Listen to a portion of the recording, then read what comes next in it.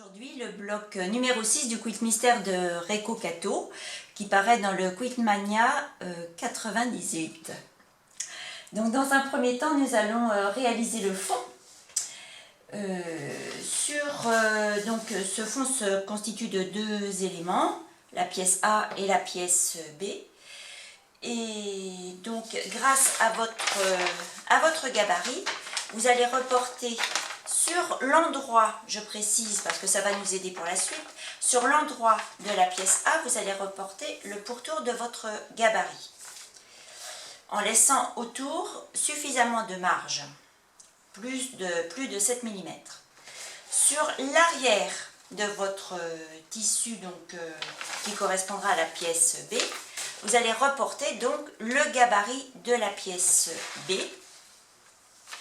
comme ça, sur l'arrière.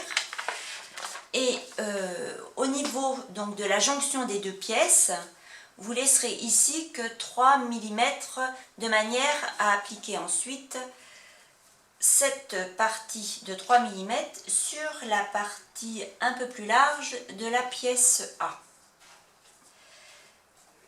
Ça va vous permettre d'encoller ici, donc avec votre colle spécial appliqué, vous encollez ici comme on fait habituellement, et grâce à votre découvite vous allez rabattre cette petite marge de couture tout le long, donc ici, et venir ensuite superposer vos deux pièces et appliquer à point invisible. Alors, vous me direz, de ce côté, sur la pièce B, on n'a pas le tracé. Alors, ce que vous pouvez faire ensuite, c'est de passer un fil de bâti tout autour, ici sur l'endroit, et vous poursuivez sur l'arrière. Comme ça, ça délimitera votre bloc. J'ai donc appliqué la pièce B sur la partie A, sur la pièce A, et par transparence, sur la vitre ensoleillée, parce qu'on a encore la chance d'avoir le soleil avec nous, j'ai reporté les petits chapeaux des personnages de manière à avoir des repères sur le bloc en cours. Donc, comme pour les autres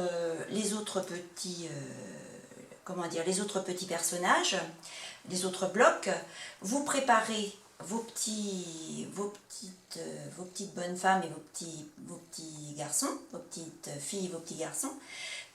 Voilà, comme je disais, c'est-à-dire que vous encollez les différentes pièces dans l'ordre numérique indiqué sur le patron. Avant, bien sûr, vous aurez rabattu les petites marges de couture. Voilà, je les encolle comme ça. Une fois que c'est encollé, ça me permet d'aller les positionner sur les zones, comment dire, réservées, quoi. Donc, vous faites ça pour chacun des petits personnages. Et ensuite, avec un petit point, invisible, vous les appliquez, bien sûr, vous appliquez toutes les pièces de chaque élément. Voilà, les petits enfants qui font la luge, les petits bonhommes de neige, etc.